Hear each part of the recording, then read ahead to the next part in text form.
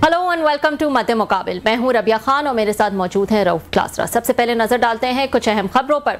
सदर Donald Trump का 20 नुकाती गजा अमन मंसूबा सामने आ गया। अरब ममालिक का मंसूबे का खैर मकदम। डोनाल्ड ट्रंप ने पाकिस्तान के वजीर आजम और फील्ड मार्शल की तरफ से मुजवजा गजा अमन मंसूबे की हिमायत का दावा भी कर दिया।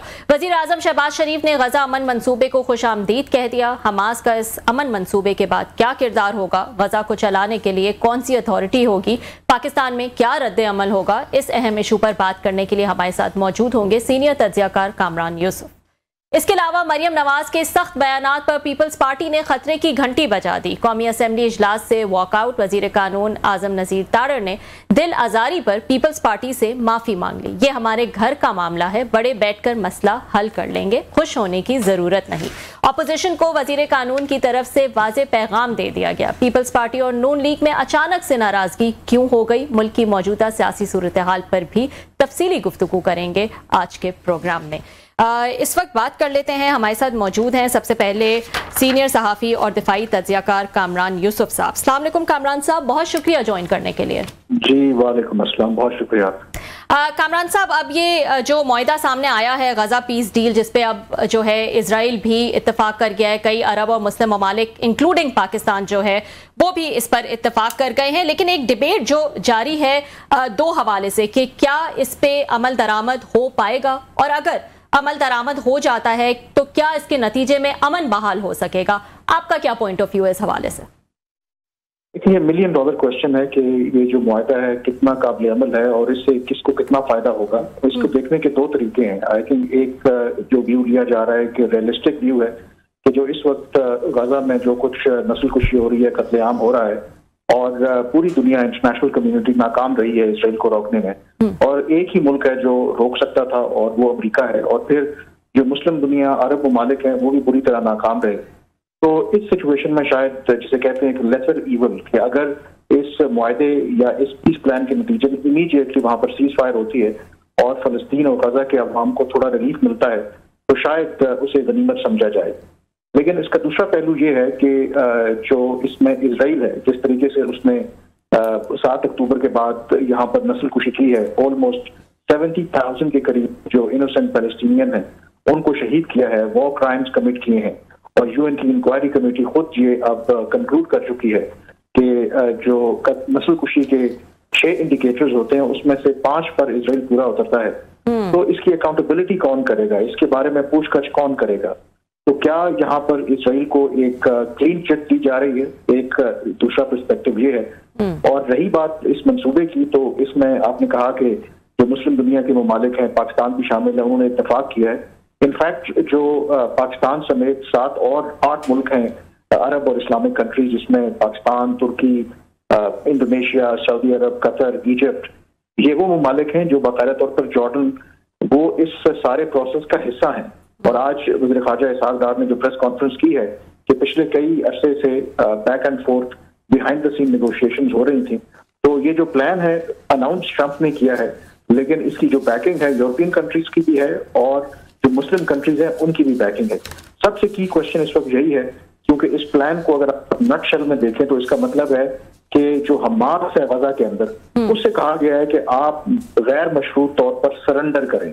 अब हमास अभी तक जो इतलात आ रही हैं उन्होंने इंडिकेट किया है कि वो इस मंसूबे को स्टडी कर रहे हैं, लेकिन कुछ ऐसी इतलात भी हैं कि शायद करंट फॉर्म के अंदर वो इस मंसूबे को नहीं मानेंगे। तो सबसे बड़ा सवाल तो यही है कि प्लान जितना मर्जी अच्छा हो, क्या इस पर अमल दरामद होगा?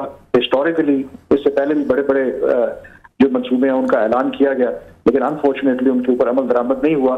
तो यहाँ पर भी कुछ ऐसी सूरत हाल नजर आ रही है। कामरान साहब, जो पावर डायनामिक्स है इस वक्त दुनिया भर का, उसको देखते हुए आपको लगता है कि ये तमाम अरब और मुस्लिम ममालिक जिनको शामिल किया गया और एक प्लान जो है वो बनाया गया, वो इस वक्त क्योंकि नेतन्याहू पे आलमी प्रेशर जो है वो इस कदर बढ़ चुका था, यूरोप के हवाले से भी और दूसरी जगहों से भी, तो एक प्रेशर डालकर एक बेहतर प्लान या एक बेहतर डील जो है उस पे प्रेशराइज कर सकती थी मुस्लिम दुनिया जब वो ट्रंप के साथ बैठे होंगे, जब इस प्लान पे कोई बात हुई होगी, तो ये जो पॉइंट सामने आए 20 पॉइंट्स, बेहतर पॉइंट्स जो है वो सामने आ सकते थे। इसमें पाकिस्तान के वज़ीर ख़ारजा ने जो कुछ डिटेल्स शेयर की हैं, उनका यही कहना था, जो पहले ओरिजिनल ड्राफ्ट अमेरिका की तरफ से सामने आया था तो वो शायद इतना ज़्यादा इजराइल के हक में था। और जो पाकिस्तान समेत बाकी जो मुस्लिम दुनिया के ममालिक थे, उनकी शमूलियत की वजह से कुछ ऐसे नुकात जो हैं उनको चेंज किया गया। मसलन इससे पहले आपको पता है कि इवन अमेरिकी सदर ट्रंप भी सपोर्ट करते थे कि गजा से तमाम जो फलस्तीनी हैं वो निकल जाएं, वहां पर वो बड़ा एक रियल स्टेट के मंसूबे की बात कर रहे थे। जो इजराइल है मुकम्मल तौर पर कब्जे की बात कर रहा था। लेकिन इस 20 नुकाती पीस प्लान को देखें तो उसमें डिस्प्लेसमेंट की बात नहीं की गई, यानी कि जो गजा में फलस्तीनी हैं उनको जबरदस्ती वहां से निकाला नहीं जाएगा। जो वहां पे रहना चाहते हैं उनको रहने की इजाजत होगी, जो वापस आना चाहते हैं उनको भी वापस आने की इजाजत होगी। और इस प्लान के तहत जो इजराइल है वो गजा के ऊपर कब्जा नहीं करेगा। अब ये वो नुकात हैं जो मुस्लिम दुनिया के ममालिक हैं वो कहते हैं कि उनके हिसाब से एक डिप्लोमेटिक सक्सेस है। फिर इसका जो 19वां नुक्ता है, अगर उसको देखें तो उसमें जिक्र किया गया है कि जो जरूरी इस्लाहात की जाएंगी फलस्तीन के अंदर, और उसके बाद फिर जो हक खुद इरादियत और स्टेटहुड की तरफ बढ़ा जाएगा। अगेन जहां पर जो इस मंसूबे को सपोर्ट कर रहे हैं वो कहते हैं कि यहाँ पर एक अपॉर्चुनिटी है 2 स्टेट सोल्यूशन की। लेकिन जो सबसे की क्वेश्चन यहाँ पर है कि ये तो कहा गया है कि अगर हमास ने इस मुआहदे को या इस पीस प्लान को एक्सेप्ट ना किया तो फिर इजराइल जो है उसको ये हक हासिल होगा कि वो मुकम्मल तौर पर हमास को खत्म करने के लिए जो भी इकदाम करेगा उसको अमेरिका सपोर्ट करेगा। लेकिन सवाल ये है कि इजराइल अगर इस मुआहदे की पासदारी नहीं करता, इसके हवाले से ये जो 20 नुकाती प्लान है ये बिल्कुल खामोश है, कोई इसका जिक्र नहीं है। तो इसलिए आई थिंक इसके अंदर काफी इस प्लान के अंदर लूप होल है। जो ओवरऑल लगता ये है कि शायद जो मुस्लिम कंट्रीज हैं उनको ये लगता है कि ट्रंप को एक तो शौक भी है नोबेल प्राइज लेने का, और उनको लगता है कि अमेरिका का ही असल में असर और रसूख है इजराइल के ऊपर। तो उनको ये लगता है कि इस मौके के ऊपर शायद इन्फ्लुएंस करके और ट्रंप को परसुएट करके अगर किसी तरीके से कोई भी प्लान उस पर अमल दरामद करवा लिया जाता है, इजराइल को कन्विंस कर लिया जाता है, तो शायद मौजूदा हालात में एक बेस्ट डील होगी। ठीक जी कामरान साहब, बहुत शुक्रिया, आपने बड़ा ये कम्प्रिहेंसिवली पूरा बैकग्राउंड और एप्रीहेंशंस बताई। तो आप मतलब है वो ठीक है, आपने बड़ा क्रिटिकल इसको एवेल्यूएट किया, बहुत सारे लोग इस पे आप उस पर तनकीद भी आ रही है, दोनों साइड से एवेल्यूएशन की जा रही है। अगर ये ना होता तो फिर क्या मतलब what was the plan B कि 2 साल से वहां पे बम्बारमेंट हो रहे, इनोसेंट 70-60,000 पीपल वर किल्ड, ये मुस्लिम दुनिया हो या मतलब पूरी दुनिया हो, सब ने कोशिशें करके देख ली तो कोई रिजल्ट नहीं निकला, एक दिन के लिए बम्बिंग नहीं रुका जा सकी, आके रुकवा सके। तो फिर इसका क्या करते अगर ये सारी चीज़ों पे एग्री नहीं करते? यहाँ मुस्लिम ममालिक जो है वहाँ पे किलिंग्स तो जारी हैं, वो तो नहीं रुकवा सके। अगर इतना हमारे में ताड़ा होती तो रुकवा लेते, 2 साल से तो ज़्यादा हो गए वहाँ पे, उन्होंने मार के पूरे जेनोसाइड किया जो आपने अभी 5 मिनट से बताया, पूरी दुनिया ने भी कोशिश करके देखी। तो फिर इसके बाद प्लान बी क्या था अगर इस पे ना एग्री करते मुसलमान मुल्क? देखिए, मैंने आगाज में यही आपको बताया था कि इसके हवाले से 2 पर्सपेक्टिव हैं। एक पर्सपेक्टिव जो आप बात कर रहे हैं वो हकीकत पसंदाना एक पर्सपेक्टिव है कि 7 अक्टूबर के बाद इजराइल मुसलसल जो नस्लकुशी कर रहा है गजा के अंदर, और उसके कान पर जूं तक नहीं रेंगती। जितनी मर्जी आप मजम्मतें कर लें, यूएन सिक्योरिटी पर मामले को ले जाएं, यूएन जनरल असेंबली से करारदादें पास करवा लें। फिर दूसरा जो मुस्लिम दुनिया है, अरब ममालिक हैं, उनकी अपनी बेहिसी भी है, बेबसी भी है। और फिर जो तस्वीर 2 मनाजिर गजा से सामने आ रहे थे, तो लामहला तौर पर मुस्लिम दुनिया के अंदर भी बाकी जो यूरोपियन कंट्रीज है वहां पर भी जो इंसानी हकूक की तंजीमें दबाव पड़ रहा था। इसी वजह से हमने देखा कि हालिया यूएन जनरल असेंबली के सेशन में कई जो यूरोपियन ममालिक हैं जो इजराइल के इत्तेहादी हैं, उन्होंने एकतरफा तौर पर फलस्तीन को एक आज़ाद रियासत के तौर पर तस्लीम किया। तो ऐसी सूरत हाल के अंदर वो लोग जो इस मुआहदे को सपोर्ट कर रहे हैं वो इसीलिए उसको इसी तरह से प्रेजेंट कर रहे हैं कि आखिर अगर इस पर हम ना अग्री करें तो फिर अगला ऑप्शन क्या है। ना तो मुस्लिम और अरब कंट्रीज, ना कोई और जो कंट्रीज हैं वो इजराइल का मुकाबला कर सकती हैं। अगर कोई उसको रोक सकता है तो वो अमेरिका रोक सकता है, लेकिन अमेरिका कभी भी इजराइल के साथ ऐसा नहीं करेगा, उनके असले की सप्लाई बंद नहीं करेगा, उनकी सिक्योरिटी और इकोनॉमिक असिस्टेंस नहीं रोकेगा। तो शायद उनको ये लगता है कि यही एक बेस्ट अपॉर्चुनिटी और बेस्ट प्लान है कि एक तरफ ट्रंप अपने आप को पीस मेकर भी कहते हैं, तो एक ऐसा मंसूबा लाया जाए जिस पर इजराइल को कमिट किया जाए, इजराइल को फोर्स किया जाए कि कम से कम वो अग्री करें। तो शायद मौजूदा सूरत हाल में यही एक, जैसे मैंने कहा कि जो इस मंसूबे की हिमायत कर रहे हैं, एक बेस्ट डील है। बट दूसरी तरफ जैसे मैंने कहा कि जो एक क्रिटिकल व्यू है कि ये तो फिर बड़ा आसान तरीका है कि कोई भी कल मुल्क 70,000 आप लोगों को मार दें, नस्लकुशी करें, वॉर क्राइम कमिट करें, आपके खिलाफ ICJ ने वारंट भी जारी किए हों, लेकिन you just simply get away with it और आप एक पीस करके आप निकल जाएं वहां से। कामरान यूसुफ साहब जो हैं वो हमारे साथ मौजूद रहेंगे। एक छोटा सा ब्रेक ले लेते हैं, ब्रेक के बाद दोबारा हाजिर होंगे। वेलकम बैक नाज़रीन। अच्छा, आपने जो अभी इस पे बात की अमेरिका का, हम कह रहे हैं कि उन्होंने दरमियान में सारा रोल अदा किया। आप समझते नहीं है कि सारा बर्डन जो है इसके एग्जीक्यूशन का, वो मुझे लगता है दो पार्टीज पे, इसराइल से ज़्यादा या फ़लस्तीनियों से ज़्यादा या हमास से ज़्यादा, दो पार्टीज हैं जिन पे बोझ है इसकी एग्जीक्यूशन होनी चाहिए। एक मैं समझता हूँ ट्रम्प साहब पे है, उन पे अमेरिकन पे है, बिकॉज के अगर ये डील ख़राब होती है तो उनका अपना ट्रैक रिकॉर्ड ख़राब होगा उनका ट्रम्प साहब का। वो तो जैसे आपने कहा नोबेल पीस प्राइज़ लेना चाहते हैं ऑलरेडी, यूक्रेन की वजह से he might be very frustrated, और वो नहीं चाहेंगे यहाँ पे भी वही सूरत हाल हो और ये पीस डील ख़राब हो। सो एक तो उन पे बर्डन है, नो ही इज़ बाउंड के उन्होंने कराना है, और दूसरा ये मुसलमान मुल्कों पे भी होगा। और इन्होंने यकीनी तौर पर हमास से बात की होगी, हमास से बात किए बगैर जो कतर कह रहे हैं कि उन्होंने उनको पेपर्स वगैरह सारी चीज़ें शेयर की थी, इतनी बड़ी उसको अगेन इंश्योरेंस के बाद ही इन्होंने सारे स्टेप्स लिए हैं। पाकिस्तान अगर ये सपोर्ट कर रहा है, 8-10 और ममालिक कर रहे हैं, तो आप समझते नहीं है कि Hamas is also on board, और उसके बाद ये अनाउंसमेंट किया गया जैसे इसराइल को उन्होंने ऑन बोर्ड लेके उन्होंने अमेरिकन प्रेसिडेंट ने किया। So it's a broader understanding. तो हमास भी है इसमें, इसराइल भी है इसमें, अमेरिकन भी हैं, मुसलमान ममालिक भी हैं। ये जस्ट वक्ती तौर पर कुछ दिनों के लिए थोड़ा सा फेयर वर्क जो है ना ये दिखाया जाएगा कि जनाब वो नहीं मान रहे तो वो कहेगा फलाना नहीं मान रहा, but ultimately they all again agree to this new deal. देखिए, ये जैसे मैंने पहले कहा कि ये सिर्फ ट्रम्प का प्लान नहीं है, ब्रॉडर अंडरस्टैंडिंग बिल्कुल हालिया अगर सालों में देखें तो शायद ये पहला मंसूबा है जिसको ब्रॉडर सपोर्ट यूरोपियन कंट्रीज, अरब इस्लामिक कंट्रीज, अमेरिका उसको लीड कर रहा है। और हमास की जो जहां तक आपने बात की ऑफिशियल रिस्पॉन्स नहीं आया, लेकिन इसाक डार साहब ने आज तो इस्लामाबाद में प्रेस कॉन्फ्रेंस की है, उनसे सवाल हुआ और उन्होंने यही कहा कि उनकी जो इंफॉर्मेशन है या नॉलेज है कि हमास को इस इनिशिएटिव के ऊपर कोई एतराज नहीं है। तो अगर तो ये बात दुरुस्त है तो इसका मतलब है कि हमास भी ऑन बोर्ड है, और हमास अगर ऑन बोर्ड है तो इसका मतलब है कि हमास ने ये तस्लीम कर लिया है कि उसका मुस्तकबिल में जो भी अरेंजमेंट होता है गाजा में कोई फ्यूचर नहीं होगा, क्योंकि उस 20 नुकाती जो प्लान है वाज़े तौर पर कहा गया है कि हमास को डिसार्म किया जाएगा, और जो लोग हमास के अगर हथियार फेंकते हैं उनके लिए आम माफी दी जाएगी, उनको अगर वो निकलना चाहते हैं उनको सेफ पैसेज भी दिया जाएगा। एंड मोर इम्पोर्टेंटली जो आपने बात की ना कि इस सारे जो पीस प्लान की जो जिम्मेदारी है तो फरीकैन पर आयद होती है। एक बिल्कुल आपने ठीक कहा अमेरिकी सदर ट्रम्प के ऊपर, क्योंकि जो मुजवजा प्लान है उसके तहत एक टेक्नोक्रेटिक पैलेस्टीनियन कमेटी बनेगी, और उस कमेटी के ऊपर एक इंटरनेशनल ओवरसाइट बोर्ड होगा जिसमें बरतानिया के farmer foreign minister Tony Blair जिन्होंने इस मंसूबे पर काम किया है, और इसको हेड करेंगे इंटरनेशनल बोर्ड को अमेरिका के सदर ट्रम्प। और फिर उसके अलावा वहां पर जो इंटरनेशनल स्टेबलाइजेशन फोर्स है जो मुस्लिम ममालिक की जो फोर्सेज है उन पर मुश्तमिल होगी, वो गाजा के अंदर जो स्टेबिलिटी है, लॉ एंड ऑर्डर, सिक्योरिटी की जो इश्यूज हैं उसकी जिम्मेदारियां वो संभालेंगे। और जो हमास का जहां तक ताल्लुक है तो उसकी जो कंप्लायंस है उसको कंप्लाई करवाना, जो भी इस मुआहदे के मुमकिना जो नुकात हैं वो जिम्मेदारी होगी इन अरब और मुस्लिम कंट्रीज की। तो क्लियरली यहाँ पर जो बड़ी जिम्मेदारी आयद होती है वो अमेरिका और उसके साथ साथ जो अरब और मुस्लिम कंट्रीज हैं।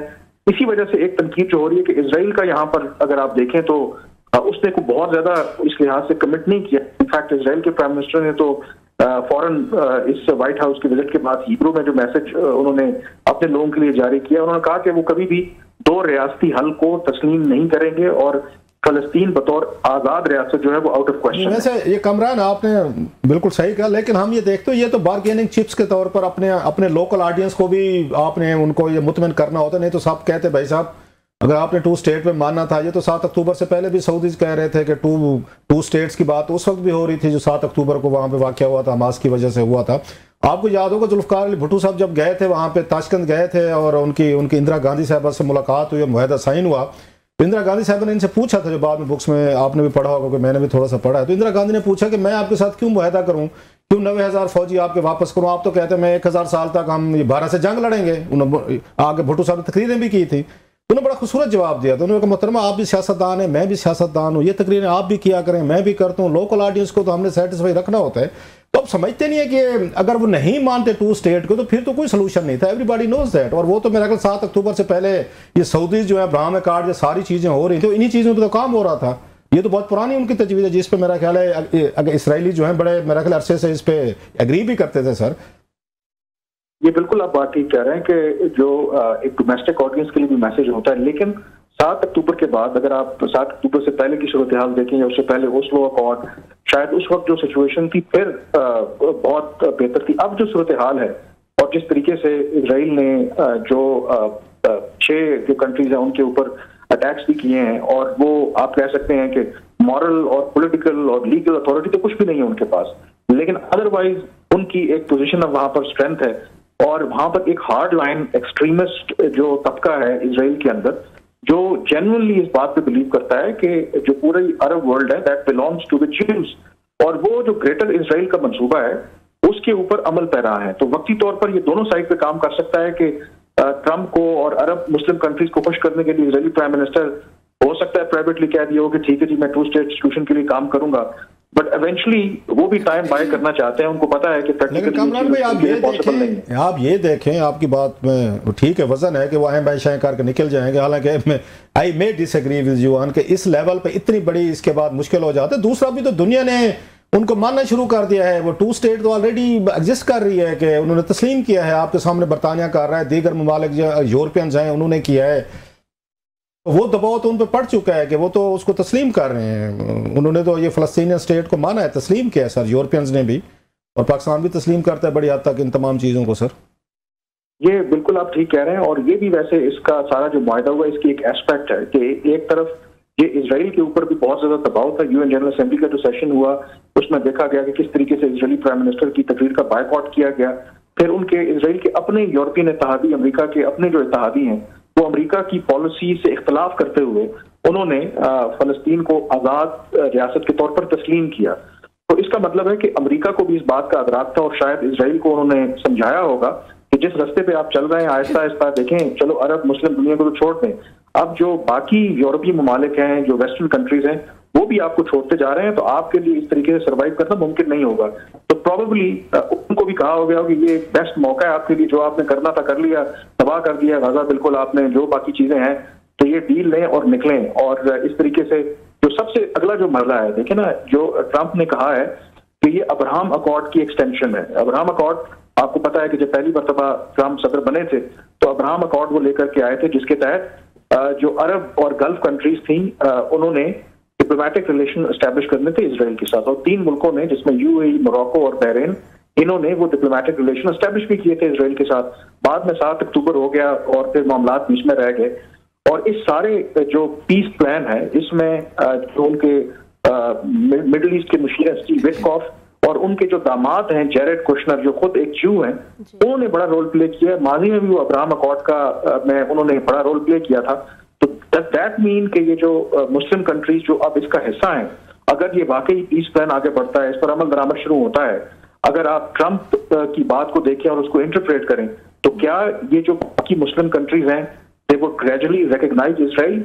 ये भी एक बहुत क्रिटिकल क्वेश्चन है, जिसकी वजह से लोग बहुत से इस वक्त जो है ना वो क्वेश्चन मार्क्स हैं और सवाल। ये बताएंगे, ये कामरान के को लगता है, जो आपकी बातों से मुझे फील हो रहा है, क्योंकि आप पूरा इंटरनेशनल अफेयर्स पे, डिप्लोमेटिक ये वर्ल्ड पे बड़ी गहरी निगाह रखते हैं, हम तो आते जाते वैसे कोई एक खबर स्टोरी को कमेंट पढ़ लिया कि उस तरह की सिचुएशन हो सकती है जैसे उन्होंने प्रेसिडेंट पुतिन से बड़ी उन्होंने उम्मीदें रख ली थी, इन्होंने ट्रंप साहब ने कि यूक्रेन में मैं आऊँगा और 1 मिनट में, 2 हफ्ते में, 1 दिन में मसले हल कर लेंगे। आपसे गुफ्तगू से लग रहा है कि शायद नेतन्याहू साहब एक अनदर उनके लिए पुतिन साबित हो सकते हैं और उनकी बातें नहीं मानेंगे। क्या वो अफोर्ड कर सकते हैं इतना बड़ा एक क्रेडिबिलिटी डेंट? चले उनका तो कुछ नहीं कर सकते थे पुतिन साहब का, लेकिन नेतन्याहू साहब के लिए तो मेरा ख्याल है उनका बड़ा मुश्किल होगा डिजेस्ट करना कि और उनके लिए पुतिन हो जाए जो उनकी बात ही नहीं माने। इतना बड़ा पीस प्लान जो है जिस पे उन पे वो खड़ा, नोबेल पीस प्राइज खड़ा हुआ है, तो वो डिजेस्ट कर लेंगे? आपका ख्याल है कि वो ठीक है, नेतन्याहू नहीं मानता तो कोई बात नहीं है?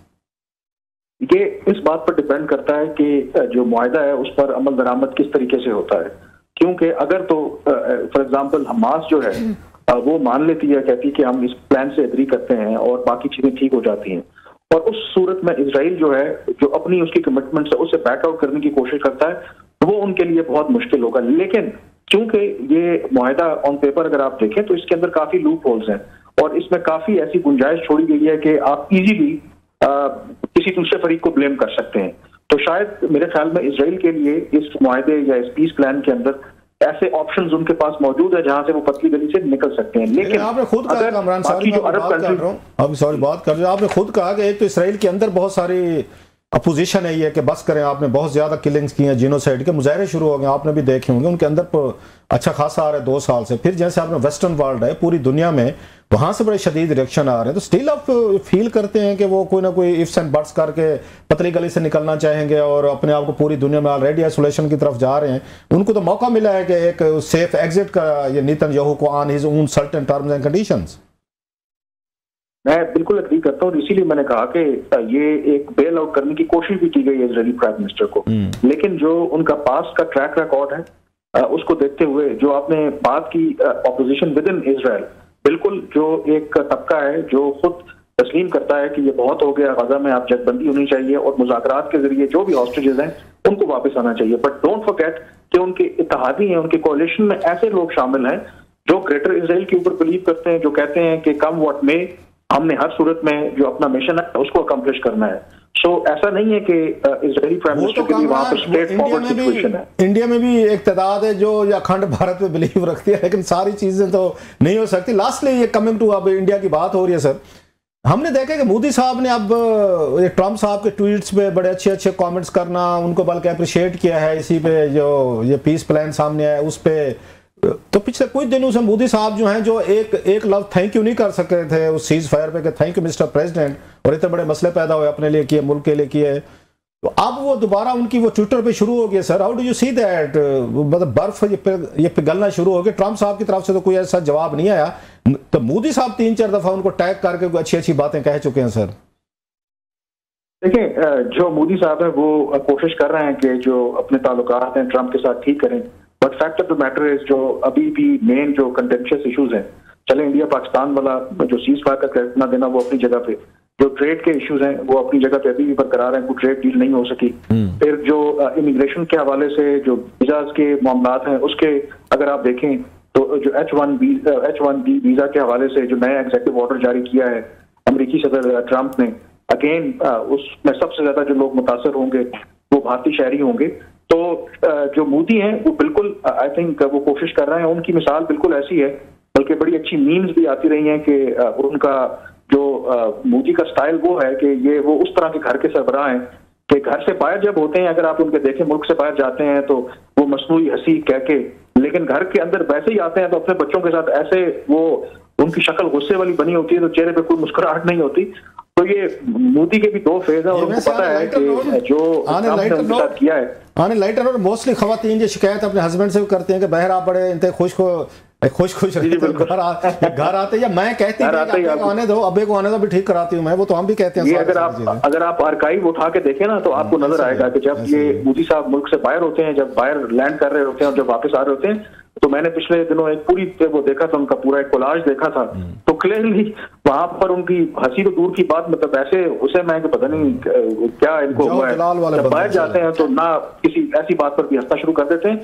तो ओवरऑल आई थिंक जो यहाँ पर मैं कंक्लूड करना चाहूंगा, जो मेन चीज है, आई थिंक हमने सारी डिस्कशन की है। एक चीज जो हमारे यहाँ भी डिस्कशन हो रही थी कि आखिर पाकिस्तान और अमेरिका के दरमियान जो कुर्बत बढ़ रही है, तो उसमें अमेरिका को पाकिस्तान से क्या चाहिए, तो उसका एक हद तक मेरे ख्याल में पार्शल आंसर अब हमें मिलता नजर आ रहा है कि अमेरिका मिडिल ईस्ट के हवाले से पाकिस्तान का एक बहुत बड़ा रोल देखता है। वो रोल पीस मेकिंग के हवाले से है, वो रोल जो इंटरनेशनल स्टेबलाइजेशन फोर्स से मुजद्दा तौर पर बनाई जा रही है उसमें पाकिस्तान का किरदार है, जो नया अब्राहम अकॉर्ड है उसमें पाकिस्तान का किरदार है। तो आई थिंक इसके हवाले से मेरे ख्याल में जो अमेरिका है, मौजूदा जो ट्रंप इंतजामिया है, पाकिस्तान से उससे काफी हाई एक्सपेक्टेशन है। कामरान साहब, ये पाकिस्तान के लिए इसमें क्या होगा और क्या हासिल होगा पाकिस्तान को, ये देखते हुए कि जो एक तरह से एक सिक्योरिटी स्टेट बनके हमने देख लिया कि क्या हासिल होता है और क्या नहीं। तो ये आपकी बात जो आपने पॉइंट किया, यही मैं आपसे पूछना चाह रही थी कि पाकिस्तान के लिए क्या ये बेहतर ऑप्शन है जिस तरह से वो पूरे प्लान का हिस्सा बने, या फिर दूसरा ऑप्शन ये होता कि हम ऑप्ट आउट करते, कुछ भी ना एक्शन लेते इस पे, तो पाकिस्तान के लिए इसमें क्या होगा? आई थिंक पाकिस्तान के लिए जो बेहतर ऑप्शन है, अगर आप डिप्लोमेसी देखें, डिप्लोमेसी बड़ी कोल्ड होती है, डिप्लोमेसी के कोई इमोशंस नहीं होते।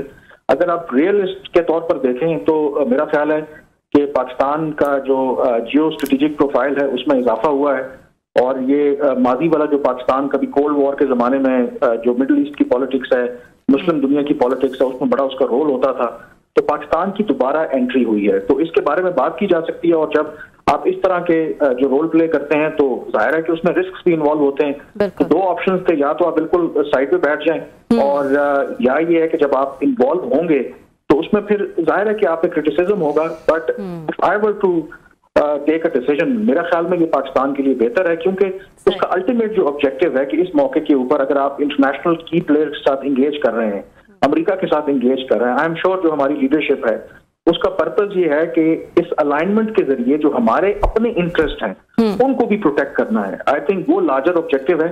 बाकी आई नो के लोग जहाँ पे जज्बाती हैं उसको किसी और तरीके से देखते हैं, but I think being part of this entire process is good for Pakistan rather than आप बिल्कुल आउट हो उससे। सही, बहुत बहुत शुक्रिया कामरान साहब for joining us. Kamran Yusuf साहब जो है वो हमारे साथ मौजूद थे, तफसील से बता रहे थे कि गजा पीस डील जो है उसके जो नकात हैं उसके हवाले से उस पर अमल दरामद होगा नहीं होगा, अगर होगा तो क्या अमन बहाल होगा या नहीं।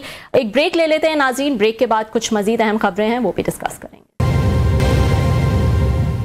वेलकम बैक नाज़रीन। आजकल हम देख रहे हैं मरियम नवाज साहिबा जो है धुआंधार तकरीरें जो हैं वो करती रहती हैं, अपनी परफॉर्मेंस तो बताती ही हैं, लेकिन अपने इत्तेहादी जो पीपल्स पार्टी है उन पर भी जो है वो तनकीद करती रहती हैं। आज क्या हुआ असेंबली में जान लेते हैं क्लासरा साहब से ही। क्लासरा साहब, क्या लड़ाइयाँ जो हैं वो शुरू हो गई हैं PMLN और PPP में? ये बात में बहुत ये पहले अरसे से कहता था कि जब PTI अपना दबाव हटाएगी तो ये आपस में इनके प्रॉब्लम आएंगे, फॉल्ट लाइंस हैं देयर, ये मैं बहुत पहले से कह रहा था। ये बात मैं इमरान खान साहब के लिए कहता था तो उनके फॉलोअर्स हमारे पे पड़ जाते थे। जितना वो रखेंगे, वो दबाव रखेंगे एस्टेब्लिशमेंट पे खान साहब, उतने ही ये यूनाइटेड रहेगी एस्टेब्लिशमेंट भी और ये प्राइम मिनिस्टर हाउस भी। दैट्स अ वेरी मतलब ये बात है उसकी है। जब आप अपना दबाव उससे हटाएंगे उन दोनों को मौका देते हो तो मतलब इक़्तिदार पावर में कोई किसी का सगा नहीं होता। मतलब आपको मैं बताऊँ, आपको याद होगा कि इसी तरीके का दबाव बढ़ाया था नवाज शरीफ साहब ने, मरियम साहिबा ने उन पे, जनरल बाजवा साहब पे और जनरल फैज पे, और एक स्टेज आई थी जिसके बाद वो मरियम नवाज साहिबा का ट्विटर खामोश हो गया था। अब वो फौज को कुछ नहीं कहते थे, उनको टांट्स भी बड़े करते थे। इमरान खान साहब के सारे ये फॉलोअर्स, इनके सारे वजीर भी अब चुप क्यों हो गए हैं, डील क्यों हो गए। उन्होंने मौका दिया इनको कि आप एस्टेब्लिशमेंट को थोड़ा सा ईजी करें ताकि वो आके ऐसा ऐसा इमरान खान साहब के साथ जो नेचुरल कहीं डिफरेंसेस पैदा होने हैं, क्योंकि डिसकंटेंटमेंट थी उनके जहनों में थी कि इमरान खान साहब बहुत सारे ऐसे काम कर रहे थे जिस पे वो फौज खुश नहीं थी, जिसमें उस्मान बुज़दार साहब हूँ, गवर्नेंस के मसले हूँ, करप्शन और बड़ी लंबी चीजें हैं। तो वो उनको लेकिन मौका नहीं मिल रहा था कि हम कैसे कहाँ से अल्टरनेट कहाँ से लाएं। तो अल्टरनेट उन्होंने पैदा किया जब इन्होंने उसके बाद खामोशी इख्तियार की कि जनरल बाजवा साहब को कुछ नहीं कहना, खान साहब पे हमने फिर ताबड़तोड़ हमले करने, और खान साहब ये बात नहीं समझ सके थे और उन्होंने मौका फराहम किया जब DGISI के अपॉइंटमेंट का टाइम आया तो खान साहब ने वो लूज बॉल की जिसका फायदा इन तमाम लोगों ने उठाया और एस्टेब्लिशमेंट ने फैसला किया कि बस नो अब नहीं होगा। अब same goes for Imran Khan साहब। जब 10 दफा कहते हो, पता है मुझे लोग क्या कहते हैं, कहते हैं आप खुद भी बुज़दिल हैं, खान साहब को बुज़दिली के मशवरे देते हैं। मैं कि पॉलिटिक्स है ना, आप भी पावर पॉलिटिक्स कर रहे हैं खान साहब। ये पावर पॉलिटिक्स में ये बुज़दिली नहीं होती, इसको स्ट्रेटजी कहते हैं। आप इसको बुज़दिली लड़ते रहे। एक तो इस मुल्क में आपको पता फॉरेन पॉलिसी गैरत बगैरती पे लड़ी जाती है, सियासत जनाब गैरत और बगैरती पे लड़ी जाती है। काम इन्होंने पावर पॉलिटिक्स वाले करने हो। भाई आप इतने बड़े रिफॉर्मर हैं, इतने बड़े अल्लाह लोग हैं, अल्लाह मियाँ वाले, पावर में क्यों आना चाहते हैं? जंगलों में जाएं, देहातों में बैठे, अपना मतलब वो नेक काम करें ना। पावर में आने का मतलब ये नहीं होता कि आपने आवाम की भलाई करनी है, तो आप अपनी भलाई करनी है। ओवरऑल पावर स्ट्रक्चर की बात करें, यू नीड पावर फॉर अपनी पर्सनल ग्लोरिफिकेशन के लिए, फैमिलीज बिजनेसेस के लिए, फैमिली के नामों के लिए। वो कह रहे एक और बहस है। अब क्या नतीजा निकला? खान साहब ने पिछले 3 साल से 180 की स्पीड से रखी हुई है स्पीड, क्या नतीजा निकला? कुछ हुआ? उन्हीं का फायदा किया है। इसी चीज में मरियम साहिबा जो आज इतनी ज्यादा वो आके बात करती हैं इसके साथ, बिकॉज के उनको पता है कि हमारा अल्टरनेट नहीं। जैसे इमरान खान साहब ने कह दिया था एक दफा वहां पे वजीर आजम हाउस में, वजीर आजम थे अपने MNAs को, उन्होंने जनरल बाजवा साहब को या फौज को कहा था मेरा कोई अल्टरनेट है तो ले आओ, वो ले आए थे फिर। क्योंकि आपने उनको पैदा करवा के दिया था। ये तो पैदा हो जाते होते स्पेस तो खाली नहीं रहती। तो same goes for them. Khan साहब रोजाना की बुनियाद पर जितनी पेस बढ़ाते जाएंगे हुकूमत और एस्टेब्लिशमेंट करीब होती जाएगी और उनमें कोई क्रैक्स नहीं होगा। खान साहब को कोई फायदा नहीं होना और नहीं हुआ फायदा अब तक, आप देख लें। ये तो एक साइड पे होगी। अब जब ये निकले हैं, हाउस से निकल गए, कमेटी छोड़ दी, अपोजिशन छोड़ दी, सारी चीजें छोड़ दी, तो हाउस में ये चीजें खाली नहीं रह सकती। मैंने एक और दफा भी कहा था, मैं तो कौमी असेंबली जाता रहता हूं कि वहां पे अब्दुल कादिर पटेल साहब हैं, आगा रफीउल्लाह साहब हैं, या नूर आलम साहब हैं, या उसके बाद आपके नबील कबोल साहब हैं या शाहजहां मरी साहब हैं, उन तमाम लोगों ने इनकी क्लास लेनी शुरू कर दी थी क्वेश्चन आवर में, क्योंकि पीटीआई तो होती नहीं है। जब पीटीआई नहीं होगी हाउस में, ना क्वेश्चन आवर में होगी, ना डिबेट में होगी, ना मोशन में होगी, ना कमेटीज में होगी, तो कौन बात करेगा? फिर उसके बाद पीपल्स पार्टी बात करेगी, उस स्पेस को कवर करेगी और अपनी अपनी अपनी क्रेडिबिलिटी बेहतर बनाएगी। अब जो कुछ भी यहाँ पे वो लड़ाई झगड़ा हो रहा है, इसका फायदा किसको हो रहा है? पीपल्स पार्टी को हो रहा है। दे आर इमर्जिंग एज कि हम अपोजिशन है। अब ये पीटीआई पीछे जा रही है, कोई पीटीआई का नाम नहीं, लड़ाई किन के दरमियान हो रही है? नवाज लीग और पीपल्स पार्टी के दरमियान। पावर में भी वही बैठे हुए, चेयरमैन सेनेट भी उनका है, उसके बाद गवर्नर भी उनके हैं, सदर भी उनका है, लेकिन लड़ाई हो रही किसके दरमियान? नवाज लीग और पीपल्स पार्टी के दरमियान हो रहे। वोट भी वही दे के बैठे हुए, हुकूमत भी उन्हीं की वजह से चल रही है, लेकिन बड़ी कामयाबी से उन्होंने इंप्रेशन भी दे दिया कि हम इससे लड़ रहे हैं। तो ये चीज मैं कहता था कि आप कोई फील्ड खाली छोड़ेंगे, वो स्पेस फिल होगी। और पीपल्स पार्टी बड़े अरसे से कोशिश कर रही थी कि हमें जो पीटीआई ने अपनी 1.5 साल से अपनी जगह छोड़ी हुई है, हम इस गैप को फिल करें और हम दोबारा रिगेन करें पंजाब में स्पेशली, कि हम इनकी रियल अपोजिशन है, इसकी इनकी नून लीग की, आगे नून लीग की, और वो मौका उनको मिल रहा है जो मैं समझता हूँ। तो वो दोनों तरफ खेल रहे हैं। That's what the politics is. Opposition भी कर रहे हैं, उनके इत्तेहादी भी बने बैठे हैं। अगर अपोजिशन अगर खान साहब, मैं फिर कह रहा हूँ, वो उनके पास वो कहें जी फॉर्म 47 वाले, बिल्कुल मैं कहता हूँ 47 वाली है, फिर ना बैठे फिर उस असेंबली से निकल जाए, जैसे 2022 में निकल गए थे ना। अब आप फिर निकल जाए, डमी हो ताकि कोई काम ना हो, रुक जाए, बंद हो जाए, ताले लग जाए, फिर वो काम करें। ऑलरेडी कमेटी से अपने आपने बंदे हटा लिए, हालांकि इनके सारे एमएनए सेनेटर नाराज हैं। अच्छा खासा अलाउंस मिल रहा था, उनको पैसे मिल रहे थे, मतलब 10-12 हज़ार रुपए उनको एक उसका मिलता है, एक इजलास का मिलता है। एक चीज तो ये है। दूसरी तरफ कमिंग टू मरियम नवाज साहब, मरियम नवाज साहब को इतना टची भी नहीं होना चाहिए जितनी वो हो गई हैं। तो उंगली तोड़ दूंगे, तो हाथ तोड़ देंगे, तो बाजू तोड़ देंगे, छोड़ कर आऊंगी, फलां कर देंगे, मतलब है क्या अब आप क्या हो गया? आप सूबे के वजीर आला है, आपको तो इसका जवाब देने की ऐसा कोई जरूरत नहीं होती। ये यही डेमोक्रेसी होती है। आप ना वो जनरल मुशर्रफ वाली जबान ना इस्तेमाल करें जो उन्होंने बलोचों को कहा था। उन्होंने कहा जनाब कि आपकी दफा बलोचों को पता नहीं चलेगा कि ये 1971 में कि किस चीज ने आपको हिट किया है, उसका नतीजा क्या हुआ, भुगता हमने। आप बेसिकली इस तरह की बातें कर के आप एक बड़े सूबे की एक चीफ मिनिस्टर हैं, आप पे तनकीद भी होगी, तारीफ भी होगी, आप इस चीज के लिए राजी तैयार होना चाहिए। अब पॉलिटिक्स में आपका खानदान 40-50 साल से है, अभी तक अगर आप उससे नहीं हुई, वो क्या कहते हैं, उसके एसओपी से, जमहूरियत से, फिर जनरल मुशर्रफ ठीक करता था आप लोगों के साथ, फिर जनरल जिया ठीक कर रहा था, फिर अयूब खान ठीक कर रहा था। वो भी तो ये कहते थे ना कि जो हमारे पे बात करेगा, जो हम पे क्वेश्चन करेगा, हम उसके हाथ भी तोड़ेंगे, बाजू भी तोड़ेंगे, उनको फांसी भी लगाएंगे, जला वतन भी करेंगे, कैद भी करेंगे, और बेनजीर भुट्टो की तरह कत्ल भी होते जाएंगे। तो फिर तो वो ठीक कर रहे थे। आप डेमोक्रेटिक लोग हैं, उनकी ओपिनियन है, राय है कि पंजाब में ये चीजें ठीक नहीं हो रही, आप कहेंगे वी आर ट्राइंग, हमारे हिसाब से ठीक हो रही है, हाथ तोड़ देंगे, उंगलियां तोड़ देंगे, बाजू तोड़ देंगे। इस तरह की गुफ्तगू करना ये मिलिट्री डिक्टेटरशिप को तो सपोर्ट करता है। एक पॉलिटिकल आदमी को जो ये क्लेम करे हम पॉलिटिशियंस हैं, हम डेमोक्रेट हैं, हमारा आपके वाले साहब 3 दफा वजीर आजम रहे हैं, खुद आप मतलब वजीर आला हैं, चाचा हजूर आपके 2 दफा वो रहे हैं, वजीर आजम रहे हैं या हैं अभी, फिर हमजा रहे हैं, 40-50 साल से खानदान पावर में है, फिर भी आप उसके बाद धमकियां दें, कुछ तुक बनता नहीं है। फिर उसके बाद फिर अपने आप को मुशर्रफ, जिया, फिर अयूब खान और आपने उस कैटेगरी में खड़ा कर लेंगे। अच्छा, वो फिर जमहूरियत में चलता है, यू हैव टू टॉलरेट जो अगर क्रिटिक्स, वो चाहे पीपल्स पार्टी हो, आप ताने जरूर दें अपने सूबे में आप क्या कर रहे हैं, दें, लेकिन ये कहना हाथ तोड़ देंगे, कमर तोड़ देंगे, बाजू तोड़ देंगे, घर छोड़ कर आएंगे, कोई देखे ना इस तरफ।